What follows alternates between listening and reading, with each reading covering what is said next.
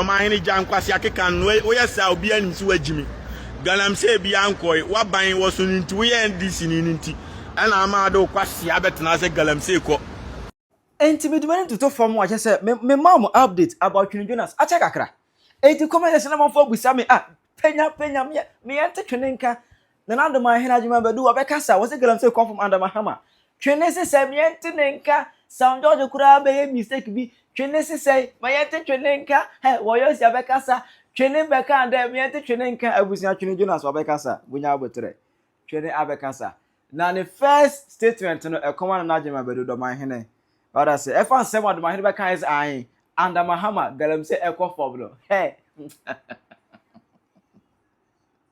Twene Jonas aba reply Dormaahene na say do say born the cheaper heat no supplement Twene Jonas e dey be good Dormaahene so no e say wodi e dey see akatere me bon kire mu no akere wadwe ama me e wo comment section aha Penyah block media best wa say need you over like video no da ma subscribe button so ba kere notification connect latest updates na be kire wadwe dey ama me e wo comment section best wa so ba so no share video mo for so enya bi ahwe eti empany for say so koto say abo no ti wunu aso a ka kire say crache so dey yeso enga ga so re ne so e bi say bi o free ne so na o be hura be si wo so obekai 2024 edu 2022 be nyina na Twene Jonas edi ewura otumfo atem sebe SAD MP for ne akufo de nyina atem no Dormaahene be kan sem 2024 ka say oh ai mo amo say Twene Jonas wo mu ade ana wa yese na odi mpanimfo ato no wa yese no da bi munyai na Twene nsem wa ka no ni fa bebrebe na eya no kure Twene Jonas alias grass nkwa yewura bibi abaka no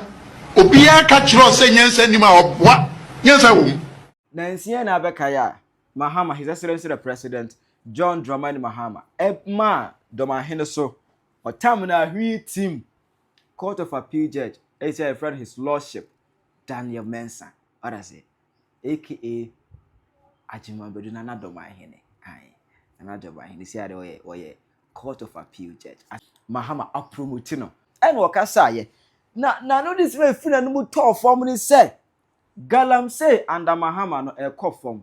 Galamsey e confirm etiba mo yese ana state of emergency na da munya asasem ne ka munya e ka kura na Galamsey ada Mahama na e confirm ehu hia se obi a Mahama pressure biem ehu hia se obi aka na yehia state of emergency yehia den ehu hia biem meanwhile the acting chief justice Bafuboni e kire mu da bi o Galamsey now no iOS every say enra kura na update e ba ya na se takurade rare wo hono no train me can really train kwan amanfo to Galamsey at your point o ma say train kwan you mu dey to Galamsey o mu dey train kwan to Galamsey ni nyina e chi no adwuma ba ni chi no say and Mahama no Galamsey come from na eno ana Twene Jonas won ti ase as much me do kan dey politics na flow na nie Edward Sebi ogeka de ope ogeka na adwene e di Twene Jonas abete Dormaahene in fact wa fans pay ma wo po na adwene atre de pa ana asantefo na mo say Yaya Dormaahene John Mahama ya Dormaahene ai judge o say chief justice o say wan no ai judge o say appeal court of judge no ya man wan ti asantini nya problem a Dormaahene be di atia no ana NDC ni MPP ni nya problem a Dormaahene be di atia no enya adwuma o Ghana ho obey adwuma no as judge onya politician enti Dormaahene ubejai nkwasea de no aye wadwene ti se judiciary person no aye den wadwene sa John Mahama a promote a eno no enye bad because waban na aba ni amount ya promote a yo ye hwehwema de on pepa ne sakwa but enye wadwene se position na wanya no de besisi obi asantini ne bunu ni nya problem adi asem ne fenchem so na NDC ni MPP ni enya problem adi asem ne fenchem nya sia ohu case ba me ba be fire ama post ni you free so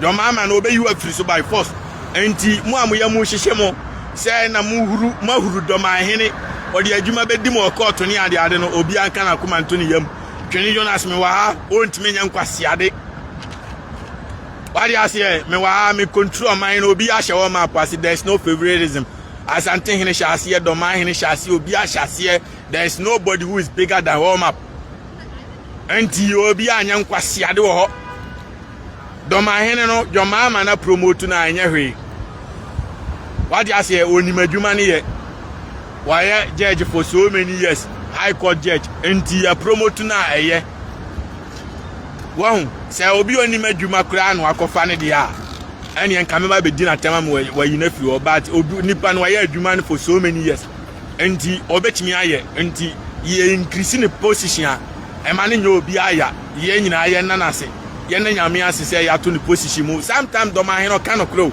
sometimes so aya na party semninti no obetwa ntro no akro mbe frame ka chense me fire no because onam say Galamsey te si a Ghana Galamsey bi ani ho Dormaahene jajime no afei na Galamsey do so mo because John Mahama no boy kwasea ni nua Ibrahim Mahama na Galamsey no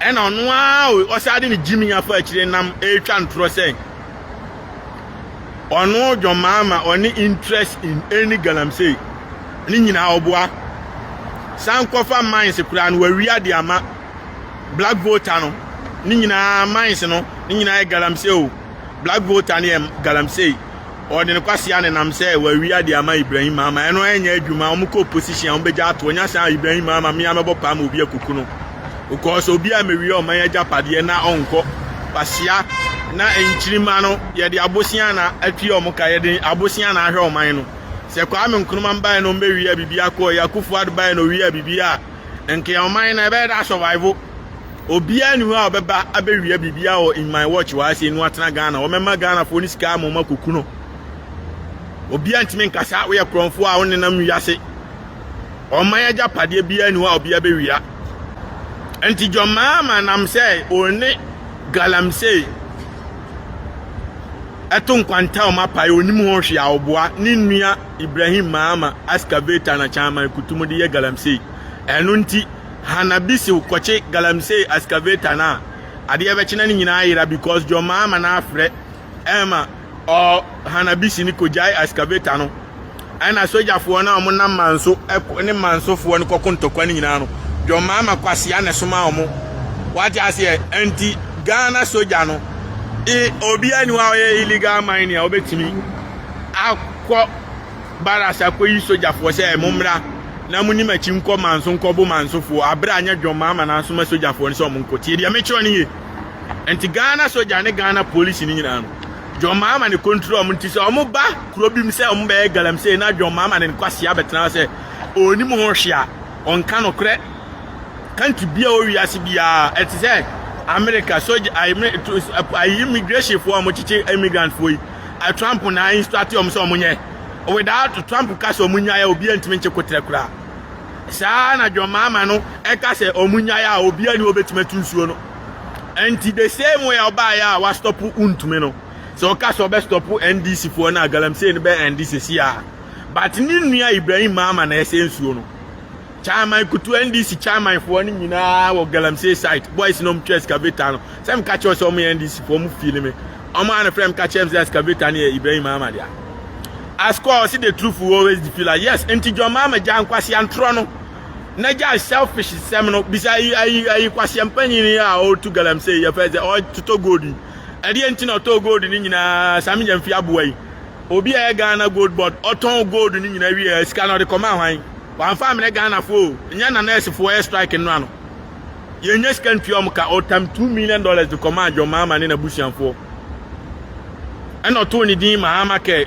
sami jamfi aboa no o si ye de nya John Mahama na ekwasea mo si ye de gold board oba abe stop Ghana crisis as of Ghana problem na mo amaye ya wi a mo te private jet John Mahama kwasea yi Nan what the private jet nam Japan, Adiachi or the nam Singapore, Adiachi or the nam New York. I say $500 million. Neyere kwasi abodi na chilodina. Ono so kwa United Nations shopping obeye and kwa over $300,000. Sa shopping kwa sika lodina ye and kwa timitu Ghana nurse for nyina for the next 20 years. Enti mwanya seska we nyina mo se no na still sami jamfin sansisa esika ni san me pi mo so. We are selfish people. Dormaahene ja nkwasea keka no we yesa obi ani so agimi Galamsey bia nkoi wa ban wo so nti we NDC ni nti ana ama do kwasea betena se Galamsey ko Nana Dormaahene won so adapa say the net ye ma appeal court judges who defend Mahama. So or Galamsey. Obia soon on one go for who say Galamsey Mahama feeling. O party defend you a Mahama. O father papa be never defending a Galamsey now go defending. Obia whom position kenti. When you Dormaahene Yamana appeal court judge o defend Mahama or Galamsey mun video no. You are ever share argument. People who are doing Galamsey, we are destroying ourselves. There's a need to start. I want to appeal, especially as a chief. We, the chief, should not say we don't have the power.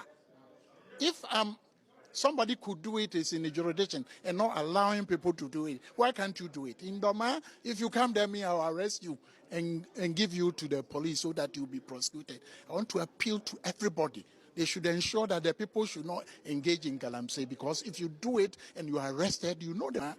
But I want to assure the people that so far as that area called Dormaahene, once you are there, be sure that one day you'll be caught, and you know the punishment, minimum 15 years.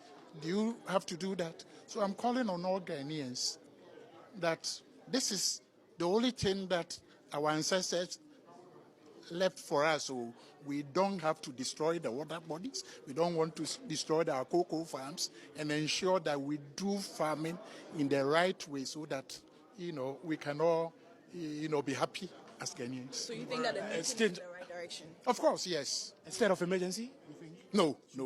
It has not come to that. Let's look at how much we garner in respect of mining.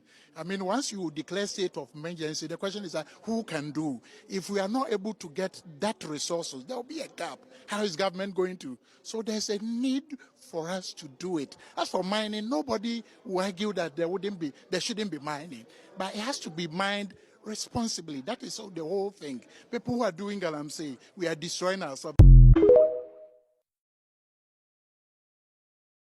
So many people to be on na agenda. Oko to so be defend their buying say no be kitty aban be a massa.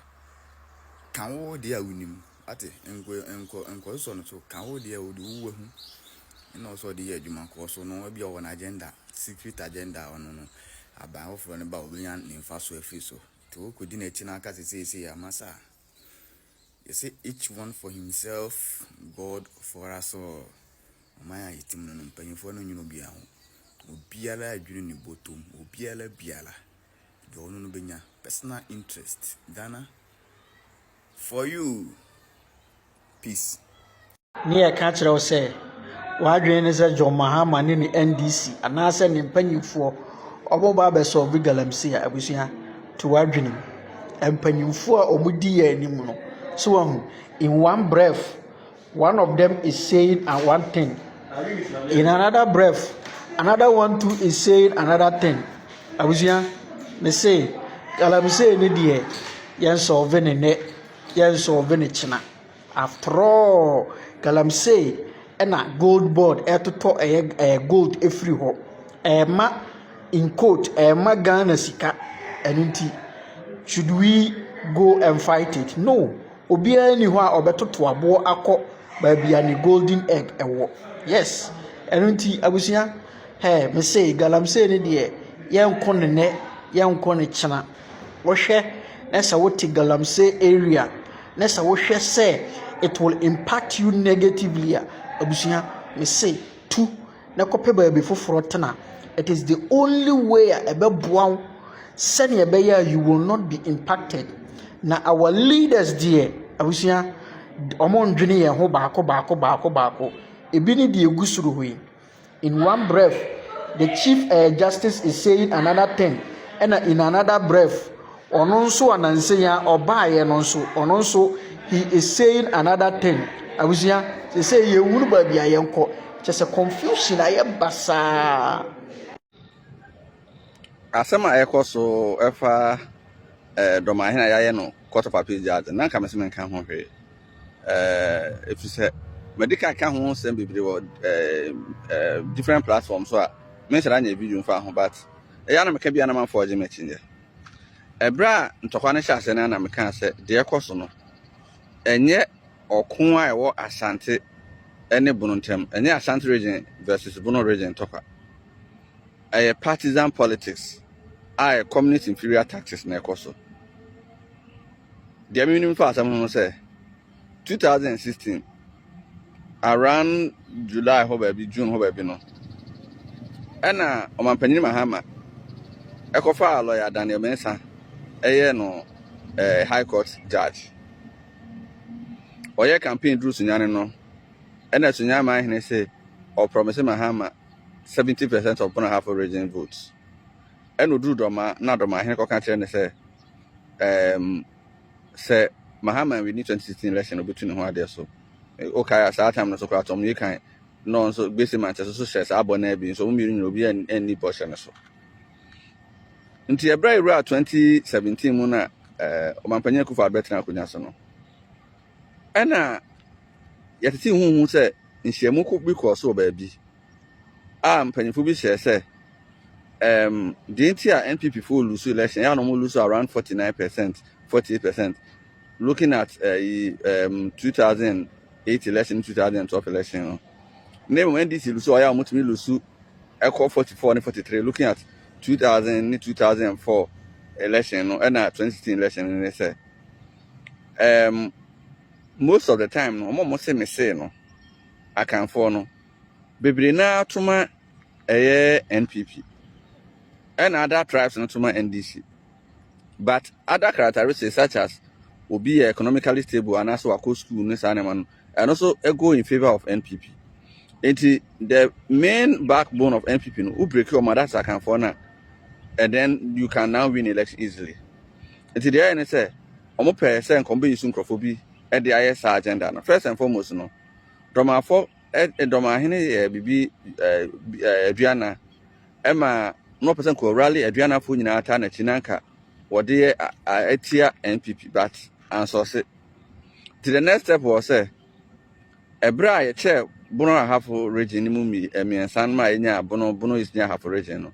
No corporate president of Bono regional office. But here at that time, I boom cranon call or more house meetings in Papa. To copy and no an agent say, well, you saw Diana and the Anubi Subono at the Ayade. And if you are going to Gyae, Diana said, Diana said, I forbade bono. And what that is why yes, I know.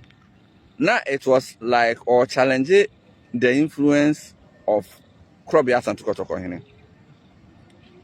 I suspected President Kufa was enjoying it because at that time there were also suspicions. Say no super senka Oma or Chehine, it will be I am forbearing son your mama in Shenase.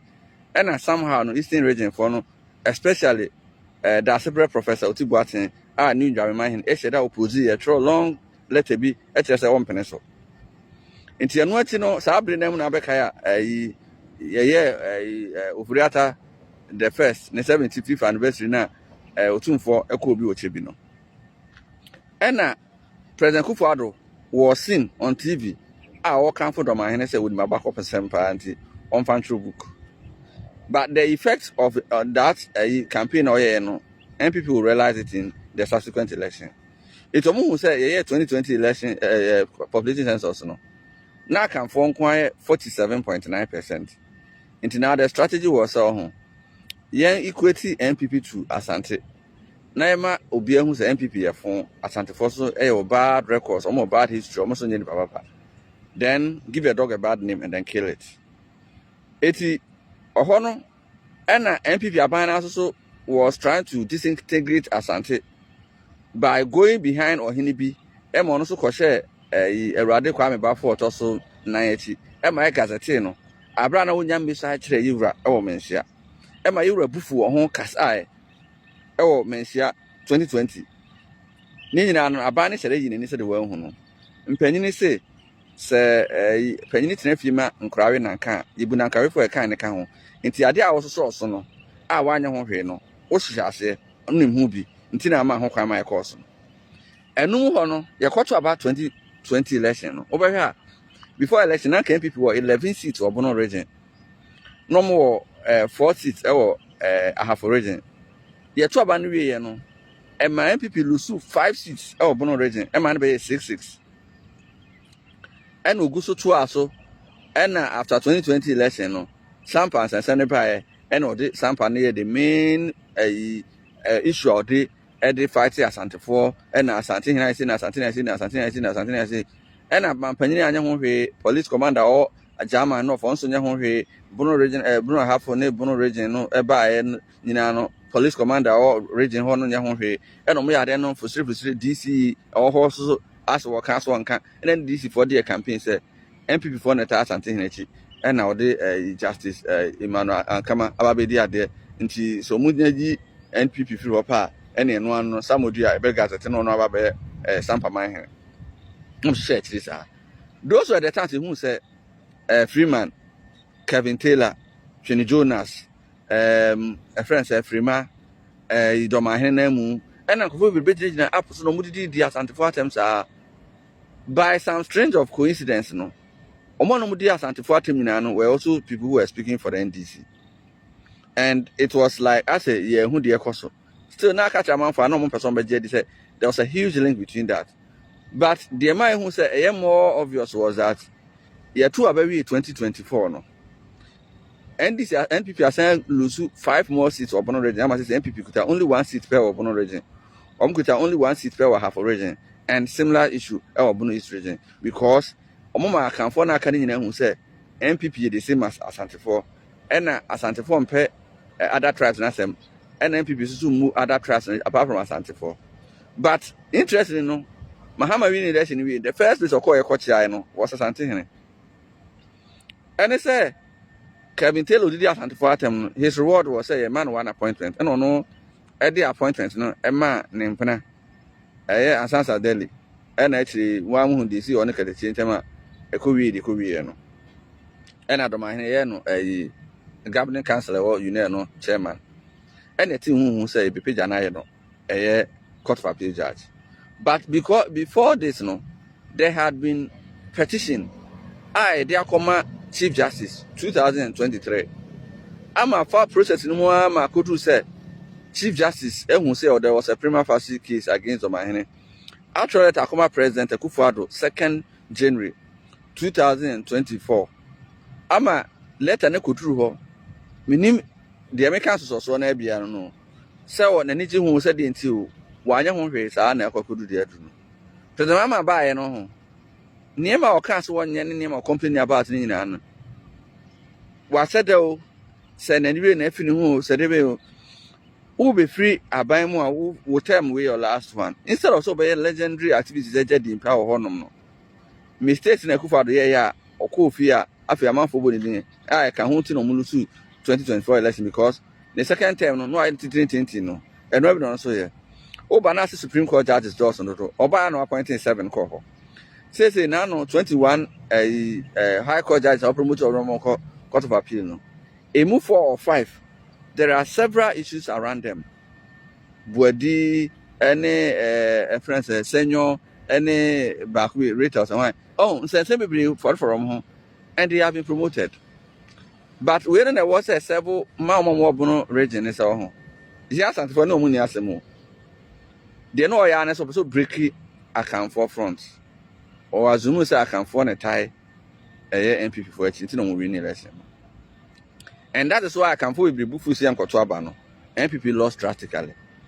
Now, MPP for an also serious. Instead of them some better as no mac yen Kabumuno, they are also doing in-house fighting, and that will continue to benefit NDC. More Bono region, I'm watching some money will prove no new problem. More fighting for development in your region, because at the end of the day, no President Biaba, at least outwardly, no, Babe submitted to the lordship of Asante Hene. Madam Master. Chede wadwe mame e wo comment section. How you Penyah Media.